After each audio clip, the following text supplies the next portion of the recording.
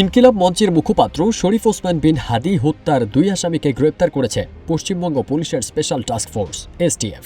8 March Hadi হত্যাকাণ্ডে জড়িত থাকার অভিযোগে কলকাতা থেকে অভিযুক্ত মূল 2 হোতাকে গ্রেপ্তার করা হয়।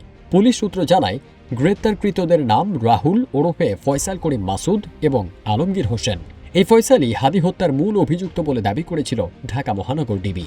পশ্চিমবঙ্গ পুলিশের বরাত দিয়ে ভারতীয় বার্তা সংস্থা ANI এক প্রতিবেদনে এ তথ্য নিশ্চিত করেছে। প্রতিবেদনে বলা হয়েছে, অবৈধভাবে অনুপ্রবেশ ও ভারতে অবস্থানের অভিযোগে রাহুল ওরফে ফয়সাল করিম মাসুদ এবং আলমগীর হোসেন নামে 2 বাংলাদেশি নাগরিককে বনগাঁ সীমান্ত এলাকা থেকে গ্রেপ্তার করেছে পশ্চিমবঙ্গের আইনশৃঙ্খলা বাহিনী।